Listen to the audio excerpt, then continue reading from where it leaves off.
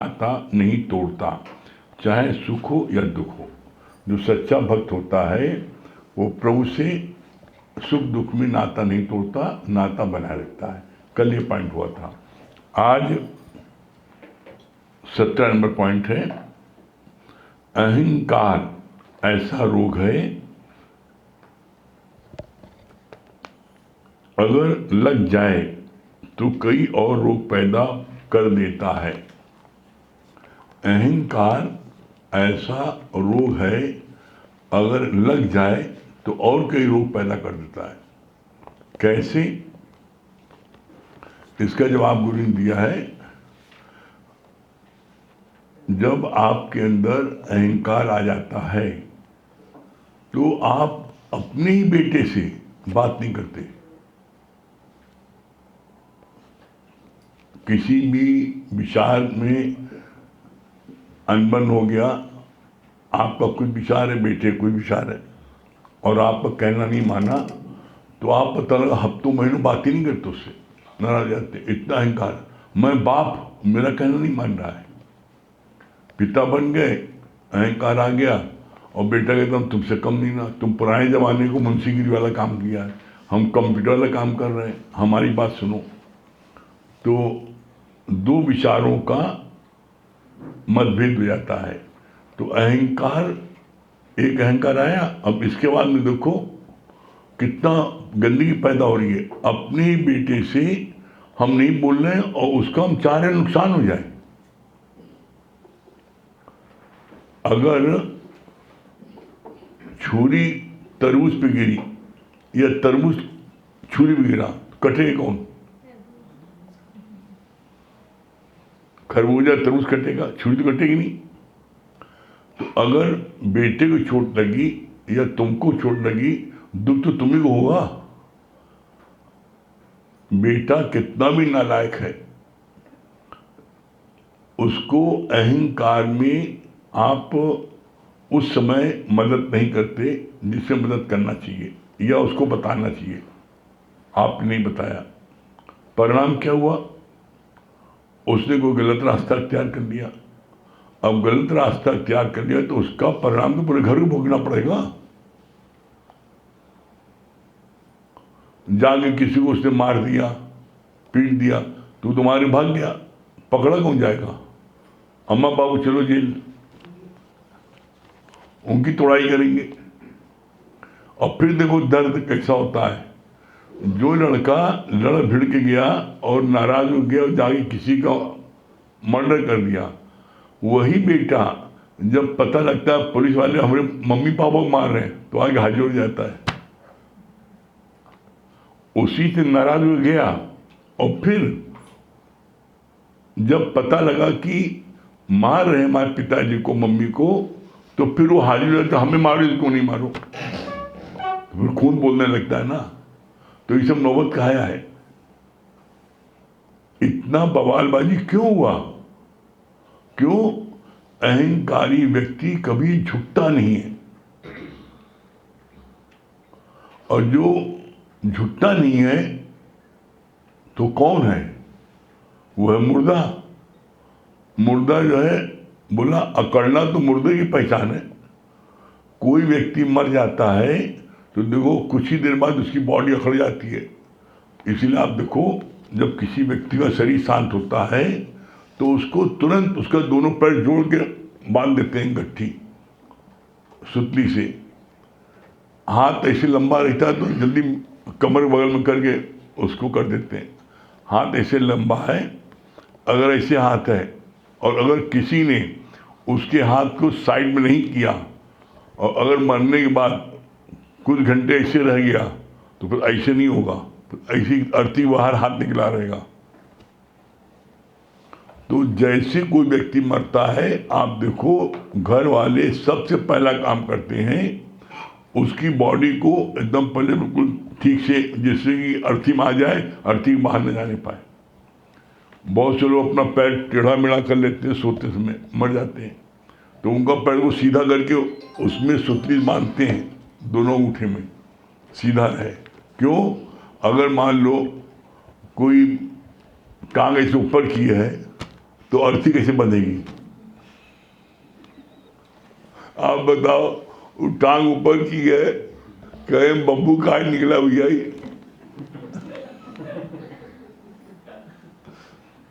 तो कोई व्यक्ति का शरीर शांत होने पर तुरंत घर वाले उसको सीधा करते जानते हैं कि कुछ ही देर बाद अकड़ जाएगा, सीधा नहीं होगा। तो जो अकड़ता है तो मुर्दा है। अकड़ना तो मुर्दे की पहचान है और झुकना ये जिंदा दिली की पहचान है। जो फल वाली डाली होती है वही झुकती है, जिसमें फल नहीं होता तो वो अकड़ी रहती है। और इसका प्रत्यक्ष प्रमाण आप न देखा हो तो कल जाके देखा हो। जो चपरासी है, डीएम को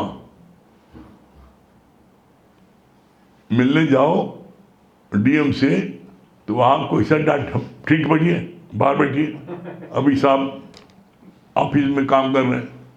और जब साहब से मिलो तो आपको इतने वेलकम करता है, आइए प्लीज आइए बैठिए। तो ये जो है, जिसके पास में कोई अधिकार नहीं है, कोई सामर्थ्य नहीं है, वही बहुत अकड़ता है। और जो व्यक्ति जितनी जोर चिल्लाए, समझ लो उतना ज़्यादा डरपोक, उतना ज़्यादा बुज़दिल है, उतना ज़्यादा कमज़ोर है। जो चिल्लाता जोर से है वही चिल्लाता है जिसके अंदर में जो है, अंदर पावर नहीं है, पावर अपनी दिखा रहा है। और जो व्यक्ति जितना शांत है, समझ लो उतना पावरफुल है वो। जो शांत व्यक्ति है, देखो समुद्र कितना शांत है। समुद्र हमेशा अपनी मर्यादा में रहता है, जहां तक समुद्र का पानी रहता है उसके बाहर नहीं जाता। लेकिन जब समुद्र में ज्वार भाटा जाता है, सबको लोगों डूबता है। तो उसी तरीके से जो ज्ञानी जन होते हैं वो अपने ही उसमें रहते हैं, हद में रहते हैं, बाहर नहीं निकलते, वो लिमिटेड शब्द बोलते हैं। और जो अज्ञानी होते हैं वो बग बग बग करते जाएंगे, बिना कामा फुल स्टॉप के आपको बोलने नहीं देंगे। कभी आप देख लेना, जो अज्ञानी होंगे वो इतना बोलेंगे, इतना बात करेंगे कि आप कहीं पर भी रोक करके अपनी बात बताना चाहो, बता नहीं सकते। क्यों? उनका बिना फुल स्टॉप काम ही चलता रहता है। इसीलिए कहा जाता है, बिना विचारे जो करे सो पाछे पछताए, और काम बिगाड़ो आपने जग में हो थसाए। जो बिना विचारे बोलता है, कुछ करता है, अपना काम बिगाड़ता है और जग में फिर उसकी हंसाई होती है। तो इसलिए जब बोलो कम से कम 2 बार विचार कर लो, हम जो बोलने जा रहे हैं इससे किसी को दुख मिलेगा या किसी को सुख मिलेगा। अगर दुख मिलेगा तो मत बोलो, और सुख मिलेगा तो बात करो। इसीलिए बोला जाता है, शब्द संभाल के बोलिए, शब्द के हाथ न पाओ, और एक शब्द औसत करे एक करे खाओ। एक शब्द होता है जो सूरदास को अपार सुख देता है। बीच सड़क में आ गया, आपने उतर करके, सूरदास जी बीच सड़क में आप चल रहे हैं, आइए आपको हम किनारे एक साइड कर दे, एक्सीडेंट होने का डर है। आपने प्यार से उसको किनारे कर दिया, तो आपने अपनी बोली से उसके दिल में जगह बना ली।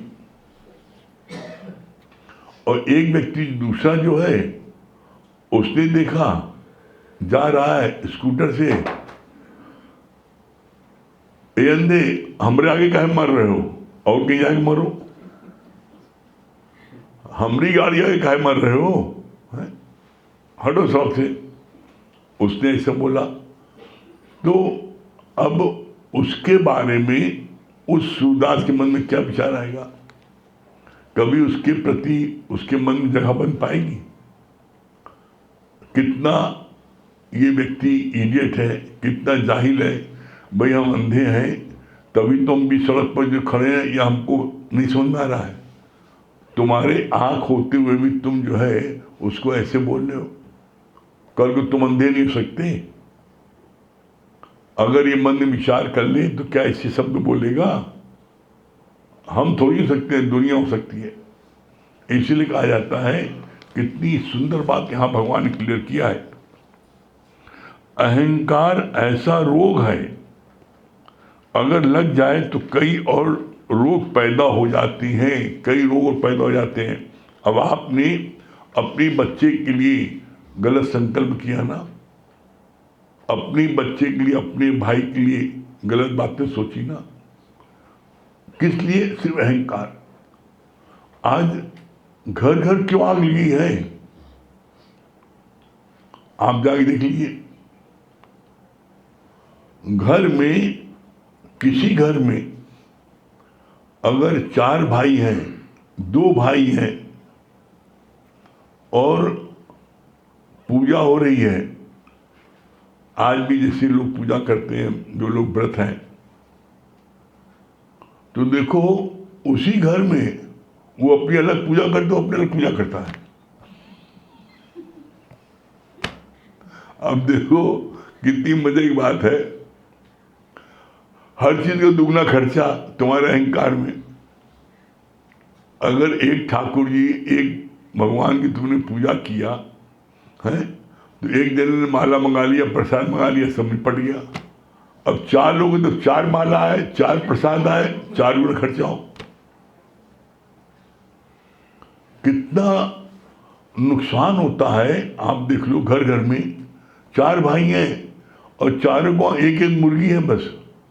हम तुम हमरा एक, और उसके लिए मेहरी भी लगी है, झाड़ू वाली भी लगी है, सब 1.5 आदमी है और चारों के अलग अलग। और चारों एक में जब रहते थे, एक लगी है, पूरा बटोर लिया, कोई चिंता नहीं। बर्तन मान लिया, अब बर्तन वाली अलग, झाड़ू वाली अलग, खाना बनाने अलग। अब बताओ 1.5 मुर्गी खाना कितना बनेगा? 1.5 रोटी। सोचो विचार, कितनी, किस कारण से? सिर्फ एक अहंकार। अगर घर में कोई एक, जैसे उसकी बात आती है, गुरु जी बताते हैं, एक ब्रह्म ज्ञानी लड़की, घर वालों ने जब उसकी शादी कर दी, तो जिस घर में गई हो, तो उस घर में बड़ी छीछा लेदर थी, सब बैठे बरले थे। वो पहुंची है वो, तो उसने क्या किया? उसने जो है खाना पीना, किसी कुछ हो वो बना दे अपने आप। फिर आप लोग जो है, कोई बात नहीं, आप आराम करिए, आप अपना काम करिए, आप यहाँ चलिए, हम बना देंगे। बर्तन सबको मान दे, खाना सबको बना दे, झाड़ू पोछा सब कर दे। जब सब कुछ उसने किया तो बोला नहीं, वाइब्रेशंस असर करते हैं। 1 साल, 2 साल, 3 साल तक तो बड़ा वो लोग खुश हुए, सब लोग, बड़ा अच्छा पा गए नौकरानी, बड़ी मूर्ख है, सब काम कर रही है। लेकिन जब 5 साल हो गया और 5 साल उसने किया, तो होता नहीं है। फिर जो वाइब्रेशंस होते हैं आपके, उसके वाइब्रेशन बड़े शुद्ध थे। क्या शुद्ध थे? कि हमको भगवान ने कितनी अच्छी सेवा का मौका दिया है। हम अपनी देवरानी जेठानी की घर में सभी की मैं सेवा करने के लिए भगवान हमको इस लायक बनाए, मैं सेवा कर लेता हूँ, खाना बनाता हूँ, सबका बर्तन मान देता हूँ सबको। उसके मन में ऐसा भाव था, और सबके लिए वो अच्छा सोचे। तो उन सबके मन में खुद ही एक दिन विचार आया कि हम बड़े हैं, हम छोटे हैं, और ये जो है सबका काम करते हैं, हम लोग कुछ नहीं करते। हम लोग हर साल घूमने जाते हैं, हम लोग हर साल ही करते हैं, ये करते हैं। तो उन तीनों के मन में भगवान ने प्रेरणा दी कि इस साल हम लोग कोई नहीं घूमने जाएंगे, उसको कहेंगे तुम घूमने जाओ, और उसको जबरदस्ती करनी, तुमने जो है आज 4 साल से तुम सबका काम कर रही हो, तुम घूमने नहीं जाती हो, हम लोग हर साल घूमने जाते हैं। और हमने तो इतना अपनत, इतना प्यार, इतना झुकना मुड़ना आज तक नहीं देखा। तुमने इतना करके तुमने हम सबका दिल जीत लिया। 4 साल तक नहीं हो पाई, लेकिन 5वें साल उनके अंदर खुद ही ग्लानि हुई और सब झुके। तो उसको 5 साल तक झुकना पड़ा ना, करना पड़ा ना। तो बोला जितना फल लगा होता है जिस डाली में, वो डाली उतनी झुकी होती है। कोई एक व्यक्ति जो झुकने वाला हो, मुड़ने वाला हो, प्यार करने वाला हो, तो घर को बांधे रहता है। और जब घर में सभी अकड़बाज हो जाते हैं तो घर क्या होता है, बिखर जाता है।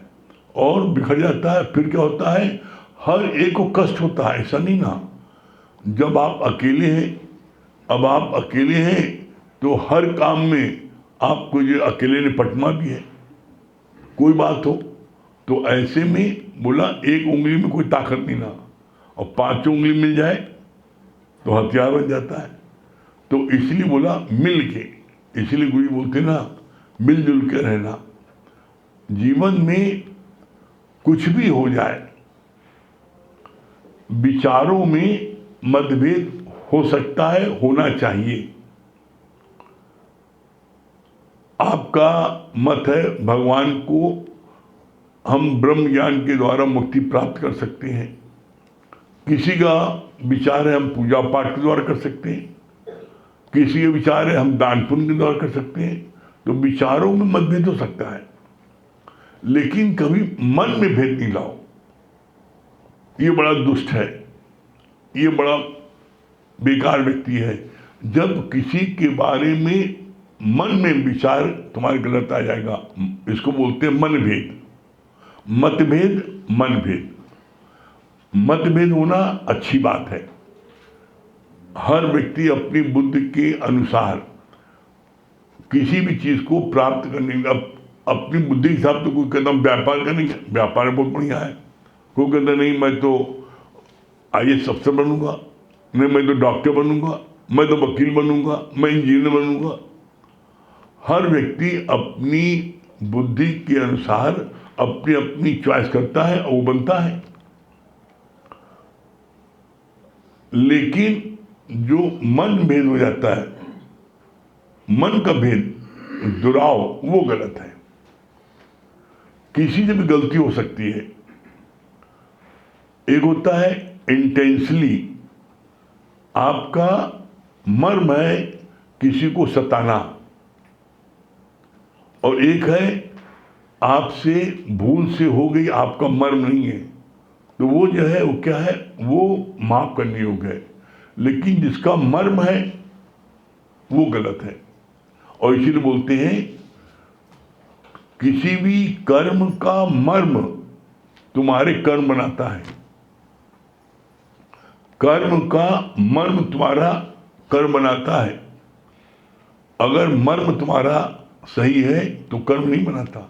जैसे एज ए एग्जाम्पल, आप किसी से मिलते हो, कोई आपसे मिलता है, आप स्माइल करते हो, विश करते हो, मुस्कुराते हो, तो इसका मतलब आपने उसका स्वागत किया, वो भी खुश होता है मेरा इन्होंने स्वागत किया। और वही व्यक्ति उसके ऊपर कौवा ऊपर से बीट कर दे और उसकी नाक पे पड़ जाए, तुम मुस्कुराओ, तो वो व्यक्ति जो है जल भुन जाएगा। एक तो कौवा बीट के ऊपर में देखिए हंस रहा है, मतलब क्यों, और उसने तो पूछा तो फैल गया था पूरे उसके। अब तुम हंसे, अच्छा मान लो कोई बात है तो रुमाल रख लो, अब कोई बात उसको दिखा के हंसो। अब तुम दिखा दे कैसे मुंह कैसा पोते हो है कि तो फैल गया मुंह में, अरे पोछना तो कायदे से पोछते, मतलब अपने को बड़ा होशियार, उसको बेवकूफ तुमने जाना, तभी तो मुस्कुराए। तो तुम्हारा इंटेंशन उस समय मुस्कुराने का यह है कि तुम बड़े मूर्ख हो और मैं बड़ा होशियार हूं। ये नहीं होना चाहिए। आपके कभी किसी उसमें मन में किसी को इंसल्ट करना, किसी को नीचे गिराना, किसी का हित करना, किसी को ठगना, ये गलत है। इसीलिए बोलते हैं तोरा मन दर्पण कहलाए और भले बुरे सारे कर्मों को देखे और दिखाए। जग से भाग ले प्राणी पर मन से भाग न पाए, तोरा मन दर्पण कहलाए। तुम्हारा मन दर्पण खुद है। अच्छे बुरे कर्म तुम करते हो तो पता है, और ये बात हम अपने जीवन के अनुभव से कह रहे हैं। आप इंटेंसली कोई कर्म गलत करते हो तो आपका मन कभी शांत नहीं हो सकता। आपके मन हमेशा हलचल होगी। आप देख लेना, आपके मन हमेशा हलचल होगी। अगर आप इंटेंसली कोई गलत कर्म करते हो तो आपके मन में हलचल हमेशा होगी। मन शांत कभी नहीं हो सकता।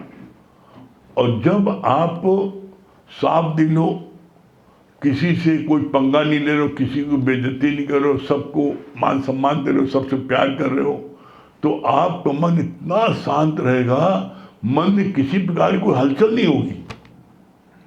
हर समय आप बड़े प्रसन्नचित्त रहोगे। किसी को आपने इंटेंसली नुकसान पहुंचाया, किसी को इंटेंसली आपने बेइज्जती की, किसी को इंटेंसली आपने उपहास उड़ाया, आपका वक्त था, ऐसी पोजीशन में थे कि आपने उसको उड़ा लिया आपने, अच्छी बात है, लेकिन आपका मन इसे धुक धुक करता रहेगा। अब उसको मौका मिलेगा हमको गिराएगा, उसको मौका मिलेगा मेरी बेइज्जती करेगा। तो अब आप जब उसको देखोगे एकदम अलर्ट जाओगे कि सावधान, हमको कुछ चोट ना पहुंचाने पाए।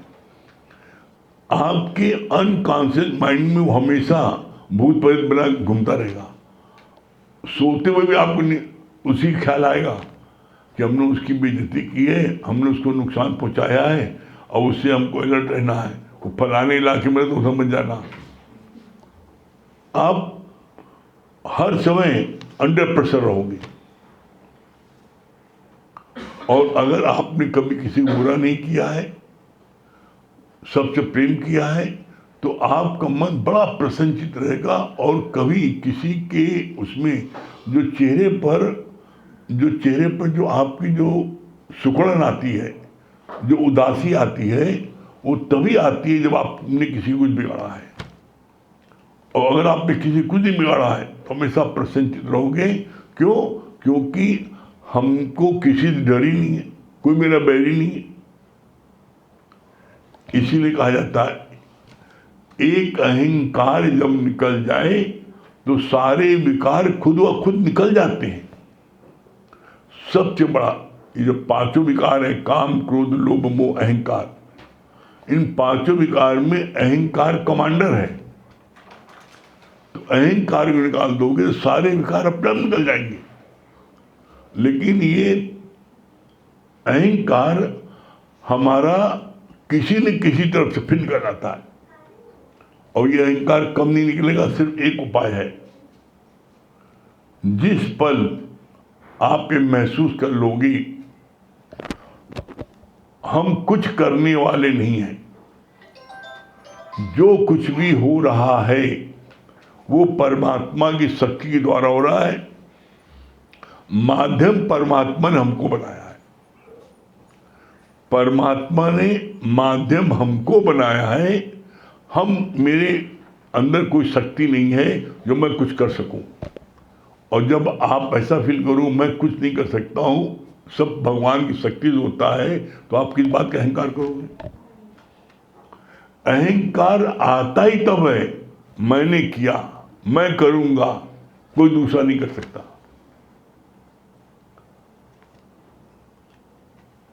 गुरु रोज सुजागी दे देता है, और हम अगर गुरु के उससे चलेंगे तो हमको जीवन में हमेशा आनंद की प्राप्त होगी। कभी हमको जो है धोखा नहीं मिलेगा। आगे में भैया बताएंगे।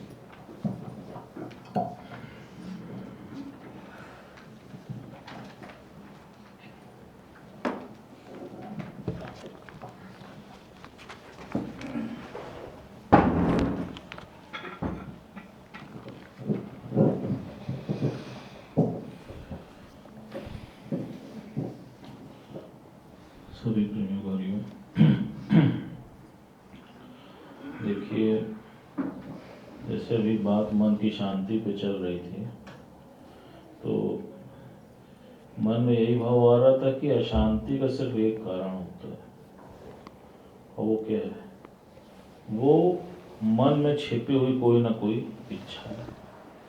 किसी भी चीज की इच्छा की उत्पत्ति ही दुख का कारण है। आप देख लीजिए, मनुष्य का जो चित्त है कितना शांत है। जैसे झील शांत है, लेकिन उसमें एक कंकड़ मारा तो बुलबुले उठने शुरू हो गए।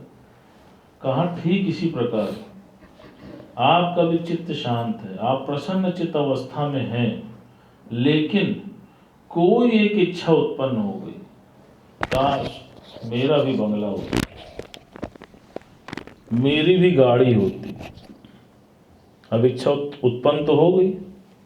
अब उस बंगले को बनवाने के चक्कर में खोपड़ी के बाल उड़ गए। बंगला बन गया, बाल उड़ गए। आप देखो, बंगला बन गया, दांत उड़ गए। आप देखो, चेहरा कैसे फलूदा बैगन की तरह हो गया। क्यों? क्योंकि उस इच्छा की पूर्ति के लिए दुनिया के सारे खटकर्म कर डाले। गुरुजी ने क्या बोला?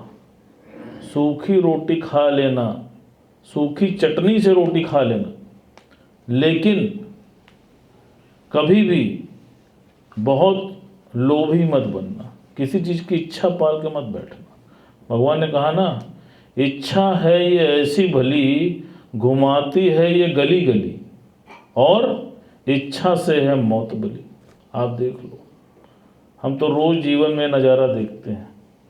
बहुत संपन्न मनुष्य, बहुत इतना धन परमात्मा ने दे दिया है कि अगर आज से भी कमाना छोड़ दे तो मर के चला जाएगा, खत्म नहीं कर पाएगा। लेकिन मन में एक छोटी सी इच्छा है, धन की नहीं है तो स्त्री की है, काश ये लड़की मिल जाए। आप देखो कितना संपन्न आदमी है, कैसे मजनू की तरह टहल रहा है, कैसे बाल बिखरे हुए, नए नए, मतलब जवान लड़के। अभी 2 दिन पहले पेपर में मैंने पढ़ा कि एक लड़का जिसकी उम्र थी मात्र 28 साल, उसने सुसाइड कर लिया। आप सोचिए, क्यों? उस इच्छा के कारण, उस लड़की के कारण।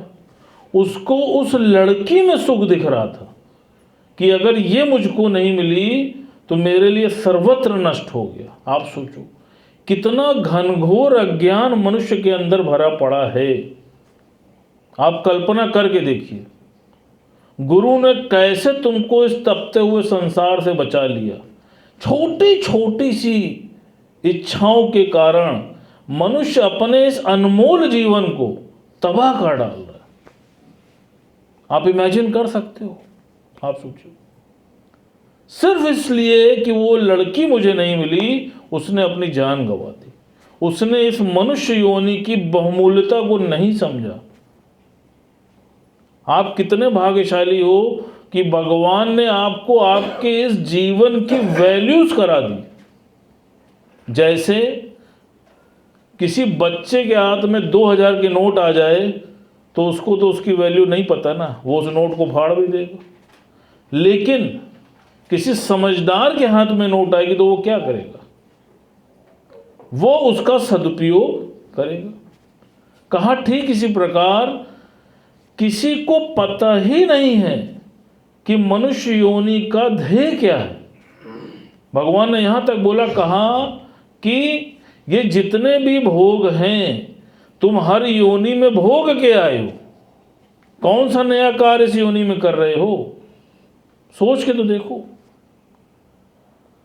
फिर भगवान बहुत अच्छा बोल रहे थे, कहा कि एक बार एक राजा को शराब पीने की इच्छा हो तो उसने वजीर को बोला कि जाओ मेरे लिए शराब लेके आओ, आज शराब पीने की इच्छा हुई है। कहा ठीक है महाराज, अभी लेके आता हूँ। वो सुबह से जो निकला और शाम तक नहीं लौटा। अब राजा बड़ा हैरान, कह रहे इसको शराब लाने भेजा था, कहाँ रह गया? और जब रात में लौटा तो 1 ट्रक भर के सामान लेके लौटा। अब राजा और परेशान, कह रहे भैया शराब मंगाई थी, क्या क्या ले आए? कहा महाराज मेरे मन में आया कि जब आप शराब पिएंगे तो आपका चिकन खाने का भी मन करेगा, तो सो में मुर्गे की व्यवस्था में लग गया, तो मैं मुर्गा भी ले आया। क्या अच्छा? क्या फिर महाराज आप जब मुर्गा खाएंगे तो आपके अंदर पराई स्त्री का संग करने की भी इच्छा होगी, तो सो मैं वैश्या को भी ले आया।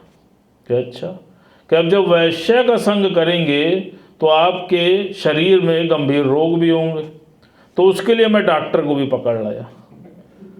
और मुझे पता है कि इतने गंभीर रोग जब हो जाएंगे तो आप बचने वाले तो हैं नहीं, तो सो मैं कफन भी ले आया और चंद लोगों को भी ले आया जो कांधा दे पाए अर्थी के लिए। अब राजा के मन में आया कि एक शराब पीने में इतना बवाल, क्या जाने दो, उसका सारा नजर बिना पिए उतर गया। अब आप सोचो कि गुरु तुमको रोज, उसको तो वजीर ने सिर्फ 1 बार बताया था, गुरु रोज तुमको इसके बारे में बताता है, लेकिन उसके बाद भी तुम्हारी समझ में नहीं आता। देखो चरितार्थ हो गया।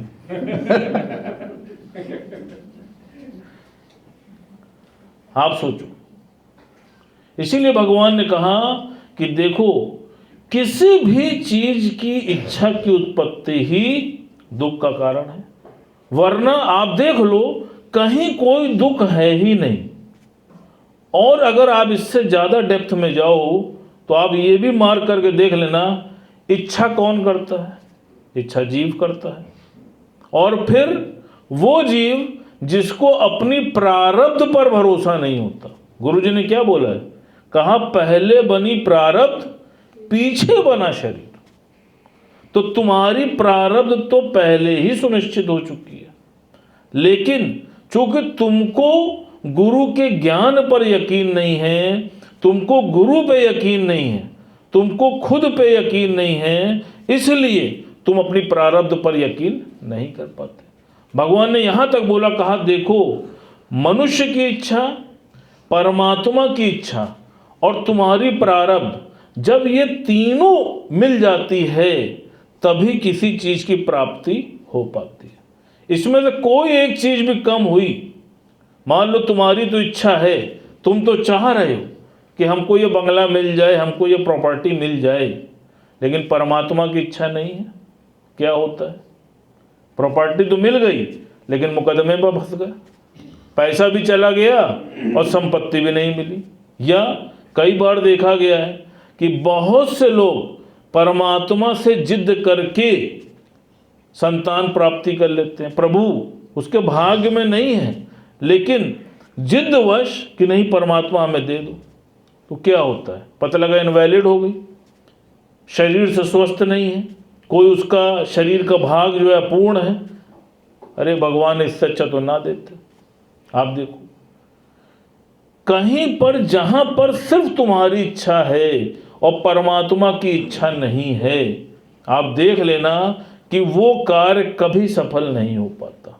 फिर भगवान ने यहां तक बोला, कहा परमात्मा की इच्छा भी है, लेकिन तुम्हारे प्रारब्ध में वो चीज है, तभी तुमको वो चीज हासिल हो पाती है।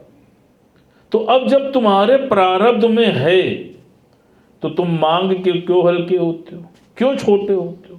गुरुजी ने यहां तक बोल दिया, जब तुम्हारे प्रारब्ध में ईश्वर ने सुनिश्चित कर दिया है कि ये चीज तुमको अवश्य मिलेगी, तो फिर तुम क्यों मांगते हो? तुम क्यों नहीं अपनी प्रारब्ध पर भरोसा कर पाते हो? और आप देख लीजिए यहां पर जितने भी बैठे हैं, ये सबका अनुभव है, किसी चीज की प्राप्ति के लिए बहुत अथक प्रयास किया लेकिन प्राप्त नहीं हो पाई, बाद में परमात्मा के हवाले छोड़ दिया कि प्रभु जो तेरी इच्छा वही मेरे लिए अच्छा है। भगवान ने थाल में सजा के दे दिया। उदाहरण हमारे चार्टर्ड अकाउंटेंट साहब बैठे हुए, आप देख लो कितना अथक प्रयास इन्होंने किया, तो भगवान ने इनको रागनी सिंह के पहले सीए रागनी सिंह बना दिया। बनाया कि नहीं बनाया? क्यों? क्योंकि इनकी प्रारब्ध में वो था। भगवान ने बोला, कहा इसी प्रकार पुरुषार्थ तुम्हारे प्रारब्ध में है, पुरुषार्थ तुम्हारे हाथ में है। और ये भी बोला, कहा देखो पुरुषार्थ है जवान और प्रारब्ध है बूढ़ी। अगर तुम पुरुषार्थ करोगे तो ध्यान रखना कि जवान और बूढ़े में झगड़ा होगा तो कौन जीतेगा? जवान जीतेगा। इसलिए तुम सच्चे मन से पुरुषार्थ करो, तुम सिर्फ अपना पुरुषार्थ करते जाओ और परमात्मा के ऊपर छोड़ते जाओ। बाकी आप देख लो, जो ऐसा कर रहा है वो नित्य आनंद की प्राप्ति कर रहा है, और जो नहीं कर रहा है वो आप देख लो, वो अच्छे से अच्छी जगह बैठने के बाद भी दुखी है, सुख उसको नहीं प्राप्त हो पा रहा है। अब बाकी फिर अपनी मर्जी है। यो दिवाली आ रही है, लक्ष्मी बांटिए, क्या बता रही है, क्या सुना रही है? जी बहुत अच्छा लगा, भैया ने बताया आपके प्रारब्ध में है तो मिल के ही रहेगा, आपके मांगने से कुछ नहीं होगा, वो भगवान आपको देगा ही। यदि नहीं है तो आपको मिलेगा भी और फिर भी वो चला जाएगा। तो प्रारब्ध के अनुसार आप अपना काम करिए, छीनिए नहीं किसी से कि हमको ये चाहिए ही। सुनाइए, क्या सुना रही है?